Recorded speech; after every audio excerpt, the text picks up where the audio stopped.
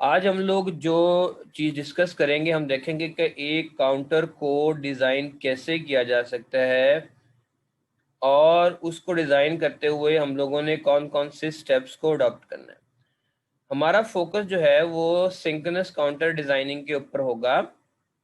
Synchronous counter designing के ऊपर होगा क्योंकि हम जानते हैं कि जब हम दोनों कैटेगरी सिंक्रोनस और एसिंक्रोनस में डिवीजन करते हैं, फ़र्क करते हैं, तो सिंक्रोनस काउंटर की स्पीड ज़्यादा होती है, सिंक्रोनस काउंटर के डिलेज जो हैं वो कम होते हैं। और इसके लिए मैंने लास्ट लेक्चर में एक मैथमेटिकल इक्वेशन भी आपको बताई थी, जिसके ज़रिए हम लोगों ने ये जस्टिफाई किया था कि synchronous counters are more speedy as compared to asynchronous, क्योंकि सिंक्रोनस काउंटर्स के जो डिलेज होते हैं वो कंपैरेटिवली कम होते हैं एज कम्पेयर टू एसिंक्रोनस के।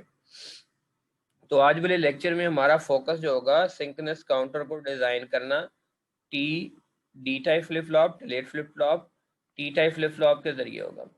और फिर हम देखेंगे at the end of lecture इस बात को भी कंक्लूड करेंगे कि अगर डी और टी दोनों में से हमें एक फ्लिप फ्लॉप इस्तेमाल करना पड़े तो उसके उसके लिहाज से कौन सा ज़्यादा हेल्पफुल साबित हो सकता है, डी हो सकता है, टी हो सकता है, कि कौन हमें एक आसान अप्रोच प्रोवाइड करता है कि हम इजीली जो है उसको डिज़ाइन कर सकें।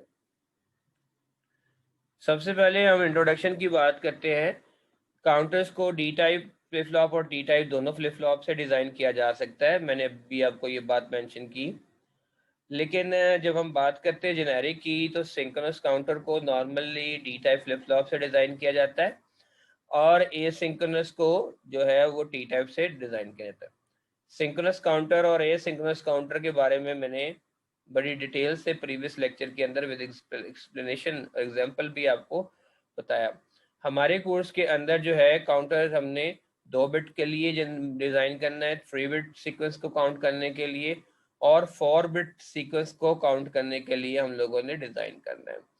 मसलन 2 बिट काउंटर क्या होगा, वो 4 सीक्वेंस नंबर को काउंट करेगा। 3 बिट काउंटर क्या होगा, वो एक 8 सीक्वेंस नंबर को काउंट करेगा।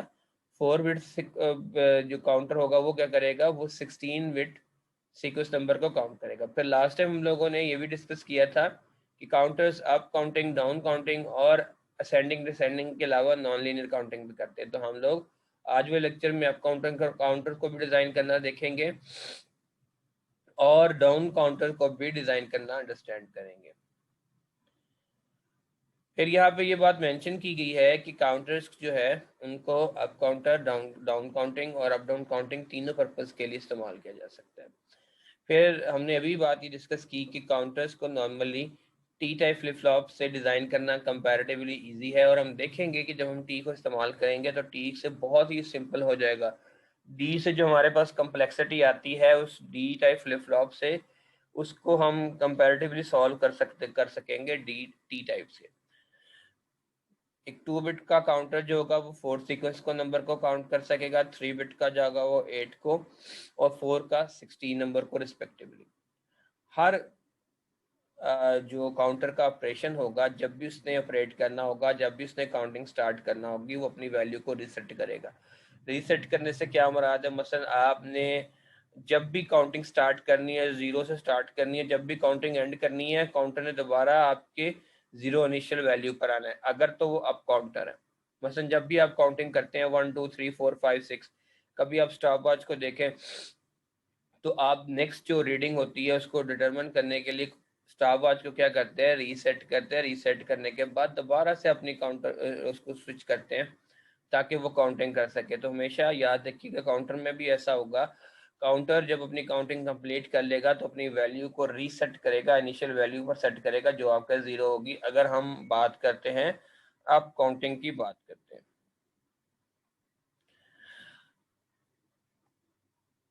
ठीक है, अब सबसे पहले देखिएगा, सबसे पहले हमारे पास जो है आपकी स्क्रीन के ऊपर नज़र भी आ रहा होगा कि हम एक 2 bit up counter synchronous counter को डिज़ाइन करते हैं और उसको हम डी टाइप फ्लिप फ्लॉप से डिज़ाइन करते हैं।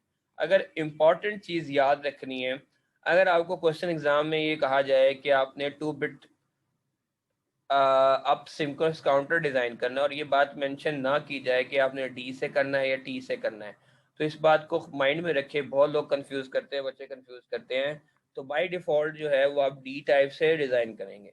हाँ, अगर आपको टी टाइप से कह दिया जाए तो फिर आप बाउंड है कि टी टाइप से करें, लेकिन अगर आपको एग्जाम में क्वेश्चन में नहीं मेंशन किया गया तो पहला क्वेश्चन ये हो सकता है कि ये फलां किस्म का आपको सीक्वेंस नंबर दिया जी, इसको आपने काउंट करने के लिए काउंटर डिजाइन करना, कौन सा काउंटर डिजाइन करते हुए कौन सा फ्लिप फ्लॉप होगा। तो अगर सिंक्रोनस है तो बाय डिफॉल्ट डी टाइप, और अगर एसिंक्रोनस की हम बात करेंगे तो वो आपके टी टाइप, क्योंकि हमारे कोर्स के अंदर सिंक्रोनस काउंटर ही है, हम उसी ही डिस्कस करेंगे, क्योंकि हम ज़्यादा इंटरेस्टेड होते हैं उन डिजिटल इलेक्ट्रॉनिक डिवाइसेस के अंदर जिनके डिलेस कम से कम हो।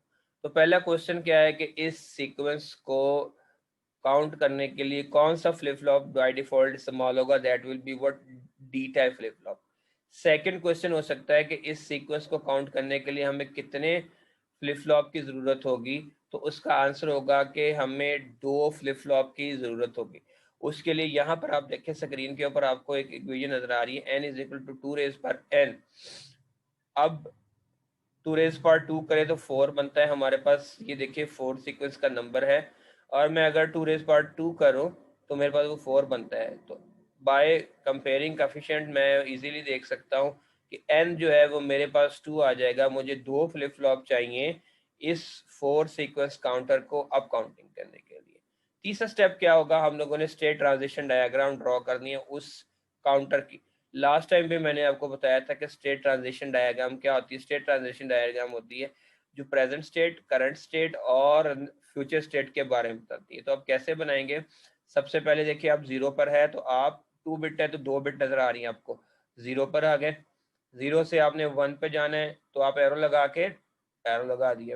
अब लास्ट टाइम भी बच्चे ने क्वेश्चन किया था कि हम एंटी क्लॉकवाइज चलेंगे या क्लॉकवाइज चलेंगे एरोस के लिए, तो मैंने कहा था कि हम ह्यूमंस जो हैं क्लॉकवाइज डायरेक्शन को ज़्यादा प्रेफर करते हैं। हमारे लिए घड़ी के ऊपर भी टाइम देखना क्लॉकवाइज ज़्यादा आसान है, एंटी क्लॉकवाइज कंपैरेटिवली डिफिकल्ट है। तो एरोस का निशान हम क्या से लगाएंगे, क्लॉकवाइज लगाएंगे। 0 से 1 पे, 1 से 2 पे, 2 से 3 पे, और 3 से दोबारा काउंटर रीसेट करके अपनी इनिशियल वैल्यू पे क्या आ जाएगा, 0 0 पे आ जाएगा। और यहाँ से आप देख सकते हैं कि मैंने एरो का निशान लगाकर लगाया वो 0 पे, जब यानी 3 तक काउंटिंग कर ले, नेक्स्ट काउंटिंग के लिए काउंटर अपने आपको रिसेट करके 0 पर ले जाएगा।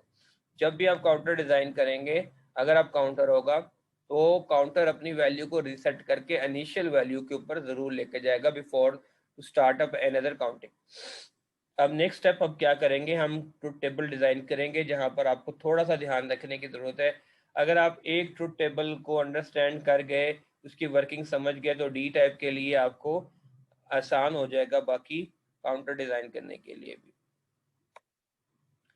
सो अब देखिए कि आपको ट्रुथ टेबल नज़र आ रहा है। अब ट्रुथ टेबल 2 मैंने कॉलम बनाए हैं, एक मैंने बनाया है इनपुट और आउटपुट प्रेजेंट स्टेट के बारे में, और एक मैंने बनाया है नेक्स्ट स्टेट के बारे में। और मैंने आउटपुट क्या रखी है, D not and D one. D not मैंने क्यों सब्सक्रिप्ट किया है, क्योंकि डी टाइप फ्लिप फ्लॉप है, 2 फ्लिप फ्लॉप इस्तेमाल होंगे, इसलिए D zero and D one, दो हमने 0 एंड 1 के नाम से रख दिए। जब भी आप डी टाइप फ्लिप फ्लॉप बनाने लगेंगे तो आप लोगों ने क्या करना है, प्रेजेंट स्टेट और नेक्स्ट स्टेट के बारे में 2 कॉलम बनाने हैं। प्रेजेंट जब आपने स्टार्ट की काउंटिंग तो प्रेजेंट आपकी क्या थी, 0 थी। आपने नेक्स्ट पे जाना है, 0 से नेक्स्ट क्या होता है, 1 होता है, तो आपने यहाँ पर 1 लिख दिया। अब मैंने क्या किया है, देखिए इंपॉर्टेंट चीज़ क्या है, तो क्योंकि ये 2 बिट सिंक्रोनस काउंटर है, 2 बिट सिंक्रोनस काउंटर में क्या होगा कि 2 बिट्स आपको नजर आएंगे। अब 0 पर है, 0 से आपने 1 पे जाना है, you need to write down here 1। Next, याद रखिएगा नेक्स्ट स्टेट पर जाने के लिए आपको प्रीवियस का पता होना ज़रूरी है। फिर ये वाला 1 आपके कहाँ पर आ जाएगा, यहाँ पर। अब ये नेक्स्ट क्या हो चुका है, प्रेजेंट स्टेट हो चुका है। अब 1 पर है, 1 से आपने 2 पे जाना है, ठीक है, आपने 2 पे जाना है, ठीक है। तो मैंने क्या लिख दिया, 1 0 बाइनरी फॉर्म में। नेक्स्ट 2 आपका कहाँ पर चला गया, प्रेजेंट स्टेट में आ गया। अब आप 2 पे है तो 2 से आपने किस पे जाना है, 3 पे जाना है, तो 3 का बाइनरी 1 1 हमने राइट डाउन कर दिया, ठीक।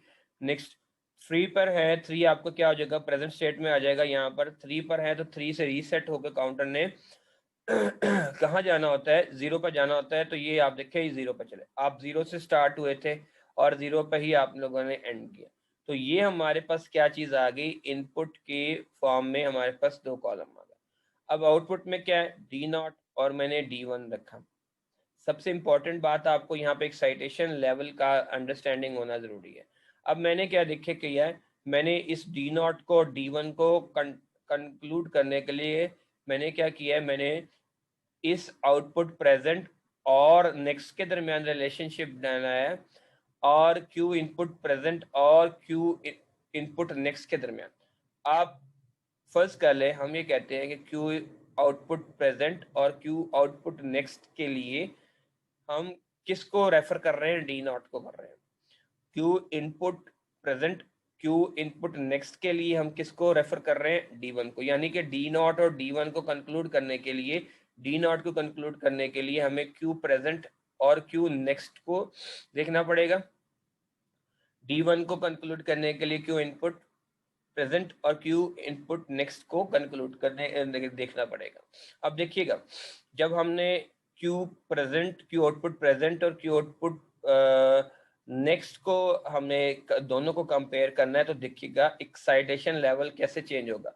आप 0 पर हैं, आपने 1 पे जाना है, मैंने टेबल में क्या लिखना पड़ेगा, मुझे 1 लिखना पड़ेगा। बड़ी आसान सी बात है कि आप 0 पर हैं, 0 से आपने एक्साइट करना है, एक्साइट मतलब चेंज करना है लेवल को। 0 पर है तो आपने 1 पे जाना है, तो आउटपुट में आपको क्या लिखना पड़ेगा, 1 लिखना पड़ेगा।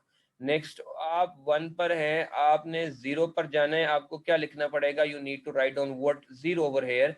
नेक्स्ट, आप 0 पर हैं, आपने 1 पे जाना है, तो टेबल में हमें क्या लिखना पड़ेगा, D0 वाले में 1 लिखना पड़ेगा।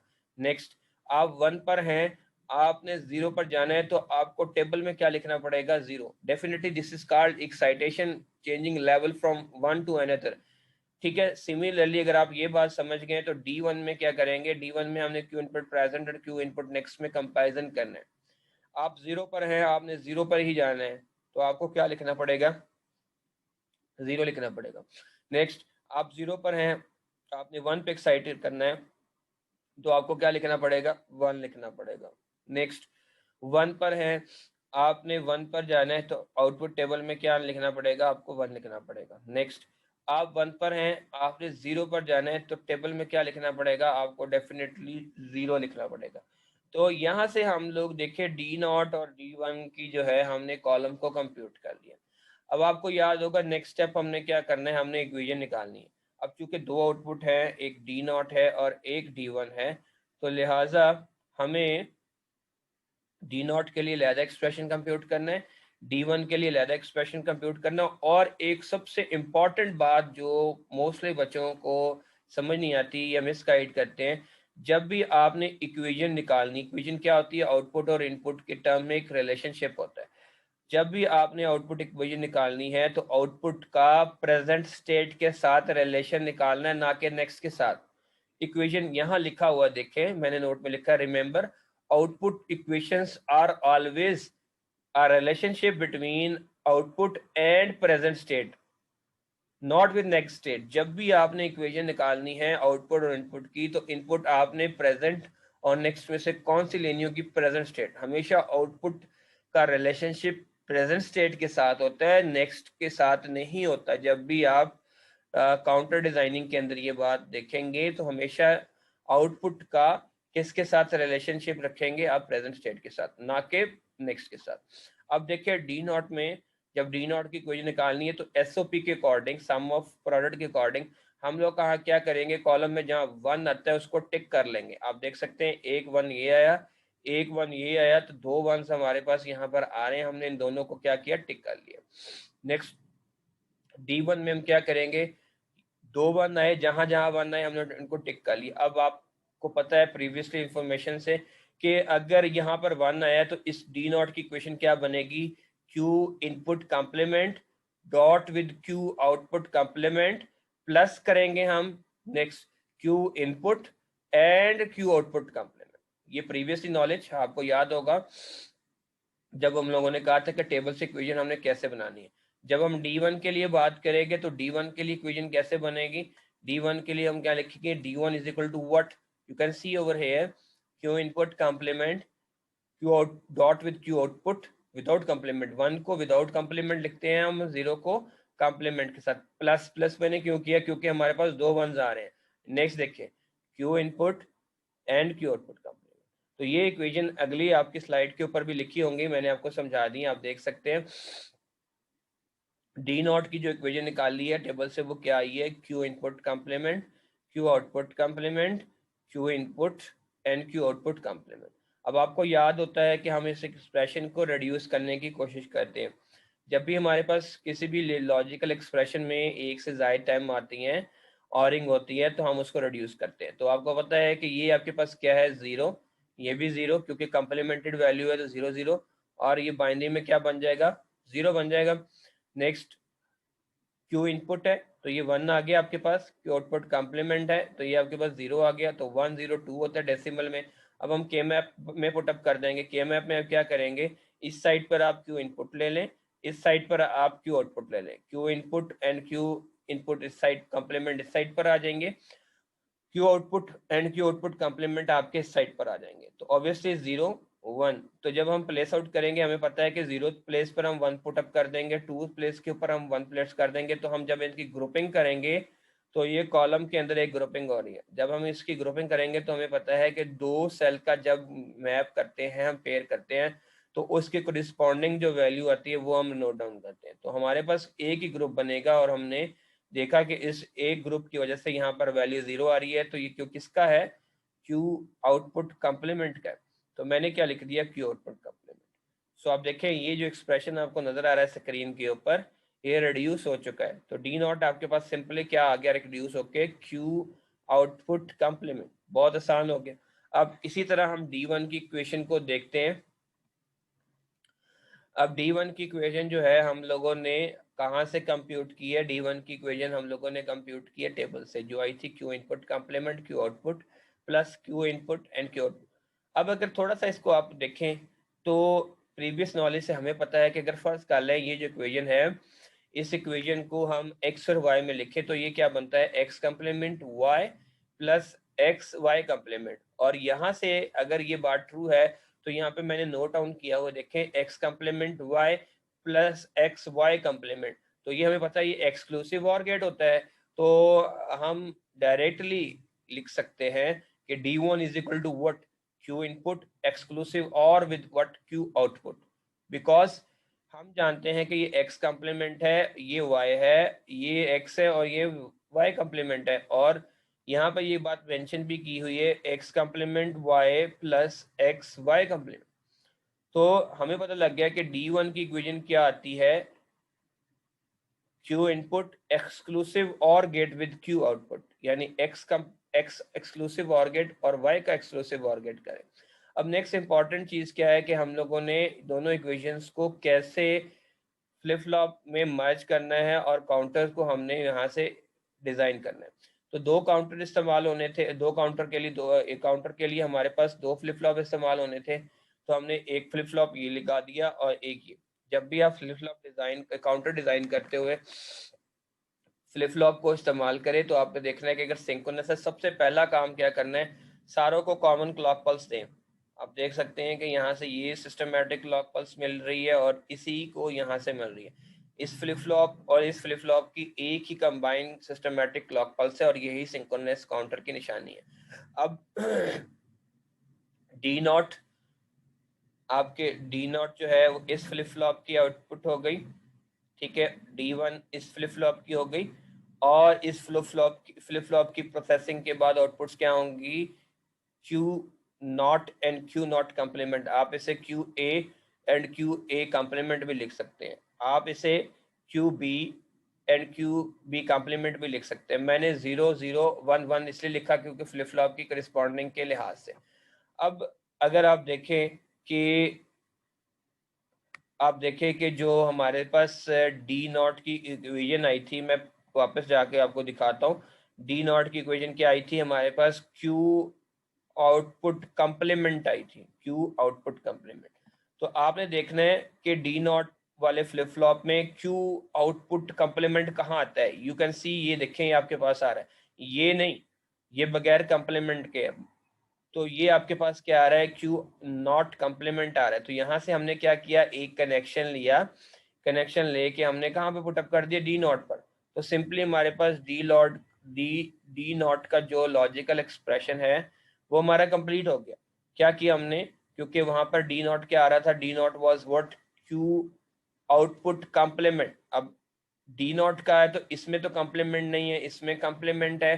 तो हम लोग क्या करेंगे? सिंपली यहाँ से कनेक्शन लेके हम लोग डी नॉट पे इम्प्लीमेंट कर देंगे। तो ये डी नॉट की यहाँ पर कनेक्शन आपके बन गया। यहाँ पर मेंशन भी किया हुआ है कि D not is equal to what? Q output complement. ठीक है, नेक्स्ट अब क्या है? डी वन क्या है? डी वन हमारे पास क्यू इनपुट और क्यू आउटपुट का एक्सक्लूसिव और गेट आता है। अब ये बात बड़ी इंपॉर्टेंट है, बच्चे फिर वहां यहाँ पे गलती करते हैं। अब आपने ये देखना है, ये चीज देखनी है कि इन दोनों फ्लिप फ्लॉप में इनपुट्स कहाँ पर हैं और आउटपुट्स कहाँ पर हैं। अगर आप यहाँ पर देखें तो यहाँ पर बगैर कंप्लीमेंट के, यहाँ पर ये वाली जो आपको नजर आ रही है ये भी आपकी आउटपुट है, ये भी आउटपुट है, लेकिन इस आउटपुट में बगैर कंप्लीमेंट के है और यहाँ पर आप कंप्लीमेंट के साथ है। तो ये वाला तो हम ले ही नहीं सकते। तो एक हमारे पास ये नजर आ रही है बगैर कंप्लीमेंट के आउटपुट, और एक हमें कौन सी नजर आ रही है? ये नजर आ रही है बगैर कंप्लीमेंट के आउटपुट। हम क्या करेंगे? दोनों का कनेक्शन लेंगे। ठीक है, दोनों का कनेक्शन लेंगे, कनेक्शन लेके उन दोनों का हमने क्या किया? एक्सक्लूसिव और गेट किया। एक्सक्लूसिव और गेट करने के बाद हम लोगों ने कहां पर अपेंड कर दिया? D1 के ऊपर कर दिया। अब ये जो सर्किट नजर आ रहा है आपको स्क्रीन के ऊपर, ये 2 बिट काउंटिंग करेगा। ठीक है, वंस अगेन जो हमारे पास डी नॉट आया था, डी नॉट हमारे पास आया था क्यू आउटपुट कंप्लीमेंट। क्योंकि ये पहले फ्लिप फ्लॉप का था तो हम लोगों ने देखा कि इन दोनों में से कौन सा कंप्लीमेंटेड है। हमने देख लिया कि ये वाला हमारा कंप्लीमेंटेड है। तो हमने क्या किया? यहाँ से डायरेक्टली कनेक्शन पुटअप करके यहाँ पर अपेंड कर दिया। नेक्स्ट हमारे पास क्या आया? Q input and Q output का एक्सक्लूसिव और गेट था। तो हमने एक कनेक्शन यहाँ से लिया क्योंकि ये भी नॉन कम्प्लीमेंटेड वैल्यू है, ये भी नॉन कम्प्लीमेंटेड वैल्यू है। एक कनेक्शन हमने यहाँ से लेके यहाँ से लिया और दोनों का आपस में क्या कर दिया? एक्सक्लूसिव और कट कर दिया। ठीक है जी, आई होप ये बड़ा आसान था आप लोगों के लिए। 2 बिट के लिए अगर आपको ये समझ आ गया तो आप बाकी को भी बड़ी इजीली डिजाइन कर सकते हैं। अब हम अगली देखते हैं कि इस 2 बिट काउंटर के बाद हम और कौन सा काउंटर डिजाइन करेंगे अब काउंटिंग के लिए।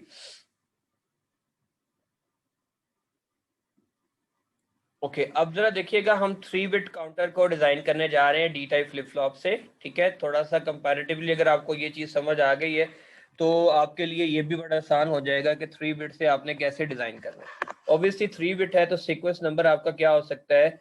आप 0 से 7 तक होगा। ठीक है, तो 0, 1, 2, 3, 4, 5, 6 एंड 7। वंस अगेन अगर आपको मेंशन नहीं किया कि किस फ्लिप फ्लॉप से आपने डिजाइन करना है और ये सिंक्रोनस काउंटर है तो आपने क्या लिखना है? क्वेश्चन नंबर 1 का आंसर क्या होगा कि D type flip flop will be used in order to count this sequence number from 0 to 7। ठीक है, और आप देख सकते हैं कि 7 के बाद दोबारा रीसेट होके अपनी इनिशियल वैल्यू के ऊपर वापस आ रहा है। कितने फ्लिप फ्लॉप हमें चाहिए होंगे इस सीक्वेंस काउंटर को, नंबर को काउंट करने के लिए? हमें 3 फ्लिप फ्लॉप चाहिए होंगे इस फार्मूले के अकॉर्डिंग। मैं पहले भी ये बात मेंशन कर चुका हूँ। थर्ड पे क्या होगा? स्टेट ट्रांजिशन डायग्राम ड्रॉ करनी है। स्टेट ट्रांजिशन डायग्राम कैसे ड्रॉ होगी? आप 0 पर है, 0 से फिर आपने 1 पे जाना है, 1 पर है, 1 से आपने 2 पे जाना है, 2 से फिर 3 पे, 3 से 4 पर, 4 से 5, 6, 7 और 7 से रीसेट होके वापस। और अभी इसी तरह आपने इसका कॉलम टेबल बनाना है। टेबल क्या होगा? अब आपके पास 3 आपके पास आ जाएंगे। अब देखें, मैंने थोड़ा सा चेंज किया, टेबल में 3 आ जाएंगे, Q A, Q B, Q C, Q A, Q B, Q C. अब ये आपकी प्रीवियस हो गई और ये आपकी क्या होगी? नेक्स्ट वाली हो गई। ठीक होगी बात? तो आउटपुट में क्या आ गया? डी नॉट, D1 एंड D2। वंस अगेन क्या करेंगे? 3 सीक्वेंस का हम रखेंगे नंबर। 0 पर हैं, आपने 1 पे जाना है, ये 1 यहाँ आ गया। 1 पर हैं, 1 से आपने 2 पे जाना है, 2 यहाँ आ गया। 2 पर है, 2 से आपने 3 पे जाना है, यहाँ 3 आ गया। 3 पर है, 3 से आपने 4 पे जाना है। 4 पे है, 4 से आपने 5 पे, 5 पे है 6 पे, 6 से 7, 6 7 7 वापस 7 से फिर आप 0 0 पे आ गए। D0 D1 और D2 का कैसे रिलेशनशिप बना सकते हैं? D0 के लिए हमने क्या रखा है, हम लोगों ने क्या किया, हम लोगों ने QC एंड QNext प्रीवियस में काफी रिलेशनशिप रख लिया। B के लिए D1 कर दिया और A के लिए हमने कर दिया D2। आप इसकी वेरिएशन भी कर सकते हैं। मसलन एक बच्चा कह सकता है नहीं मैं D0 के लिए क्या करूं, QA और QA में रिलेशन बना लूं। D1 के लिए मैं क्या करूं, QB और QB में रिलेशनशिप बना लूं। D2 के लिए मैं क्या करूं, QC QC में कर लूं, जैसे आपको ठीक लगता है। अब बात वही आ जाएगी, QC के लिए क्या होगा, 0 पर है आपने 1 पे जाना है तो टेबल में क्या आएगा 1, 1 पर है 0 पर जाना है तो क्या लिखना पड़ेगा 0, 0 पर है 1 पर जाना है तो 1। इसी तरह आप D0 D1 और D2 के कॉलम्स को कंप्यूट कर लेंगे। फिर आपने क्या करना है, जहां पर आपकी वैल्यूज हायर आ रही हैं वहां पर आप उनको मार्क करते रहे, ठीक है। यहाँ पर देखिए 1 2 3 4 1 आ रहे हैं, 1 2 3 4, 1 2 3 एंड 4, तो आपके पास 4 1s आएंगे। तो अब आप क्या करेंगे, इनकी इक्वेशन लिखेंगे। इक्वेशन किस फॉर्मेट में होगी, D0 की इस वाले रिलेशनशिप के फॉर्म में होगी प्रेजेंट में। तो वंस अगेन हम क्या करेंगे, इक्वेशन को कंप्यूट करेंगे और टेबल से जो इक्वेशन हमारे पास आएंगे वो स्क्रीन के ऊपर मेंशन है। D0 के लिए आएंगी 4 टर्म्स, D1 के लिए आएंगे 4 टर्म्स, D2 के लिए आएंगे 4 टर्म्स। फिर आपने इन्हीं टर्म्स को क्या करना है, बाइनरी में लेके जाना है। बाइनरी में लेके जाने के बाद आपने के मैप बनाना है। के मैप कैसे आपने बनाना है, आप 3 वेरिएबल के लिए आपको याद होगा हमने कैसे बनाया था। यहाँ पर आपके पास क्या आ जाएगा, QA आ जाएगा, यहाँ पे QB आ जाएगा। तो बारी बारी आपने इन तीनों इक्वेशंस को करनाफ मैप के अंदर पुटअप करके रिड्यूस करना है। पहली रिड्यूस हो जाएगी, दूसरी रिड्यूस हो जाएगी, चेक कीजिएगा, तीसरी रिड्यूस नहीं होगी, थोड़ी सी कम्प्लेक्स आएगी। फिर अगले स्टेप में आपने क्या करना है, इन्हीं तीनों इक्वेशंस को आपने लॉजिक सर्किट डायग्राम के अंदर पुटअप करना है। तो चूंकि मैं वंस अगेन प्रीवियस वाली पर जाता हूँ, देखिए QA की हमारे पास एक्सप्रेशन क्या आया है, सिंपली आप जब इसे करेंगे रिड्यूस करेंगे तो वो क्या आएगा, D0 is equal to what, QC complement. अब QC कॉम्प्लीमेंट है, यहाँ पर इंपॉर्टेंट बात याद रखनी है। तो हमने पहला फ्लिप फ्लॉप QC वाला बना लेना है, फिर QB वाला बना लेना है हमने, एंड फिर QA वाला बना लेना है। अब चूंकि देखिए एक्सप्रेशन हमारे पास क्या आया, Q0 is equal to QC complement है, तो हम लोग क्या करेंगे, QC से कनेक्शन लेके कनेक्ट कर देंगे। 3 फ्लिप फ्लॉप इस्तेमाल होंगे, तीनों फ्लिप फ्लॉप को एक ही सिस्टमेटिक क्लॉक पल्स दी जाएगी, ठीक है, डिफरेंट सिस्टमेटिक क्लॉक पल्सेस नहीं होंगे। अब उसी तरह QC इज लगाकर हमने यहाँ पे लगा दिया, यहाँ पे सबसे पहले QC आ गया, QB आ गया, QA आ गया, यानी 0th first and second flip flop. Next उसके बाद देखिए हमारे पास जो है क्या D1 की क्या इक्वेशन है, QB एंड QC का एक्सक्लूसिव और गेट है, तो QB से कनेक्शन ले और QC से कनेक्शन ले, एक्सक्लूसिव और गेट करके D1 पर इंप्लीमेंट कर दें। लाइक सिमिलरली, क्योंकि मैंने बताया D2 का थोड़ा सा कम्प्लेक्स है, आप लोग पहले ही जानते हैं कि सर्किट कैसे बनाना है, D2 की इक्वेशन रिड्यूस नहीं हुई थी, तो QA into QB complement, QC complement आ रहा है, तो क्या करेंगे हम, QB और QC से पहले हम लेके इन दोनों का और गेट करेंगे, फिर उस और को QA के साथ मल्टीप्लाई करेंगे यानी एंड करेंगे, जो रिजल्ट आएगा उसको इस टर्म के साथ फिर हम करके, आप देख सकते हैं जब इसको डिजाइन करेंगे तो आप D2 के ऊपर इंप्लीमेंट कर देंगे। इसी सर्किट को हम T टाइप फ्लिप फ्लॉप से भी डिजाइन करेंगे और देखेंगे कि ये हमारे लिए कंपैरेटिवली ज्यादा आसान हो जाता है। आप लोग क्या कीजिएगा, इस वाली एक्सप्रेशन को इसको डिजाइन कीजिएगा बिल्कुल प्रीवियस इंफॉर्मेशन की तरह, और नेक्स्ट सेशन के अंदर हम इंशाल्लाह इन्हीं दोनों फ्लिप फ्लॉप को T टाइप इन्हीं काउंटर को यानी 2 बिट और 3 बिट काउंटर को हम T टाइप फ्लिप फ्लॉप से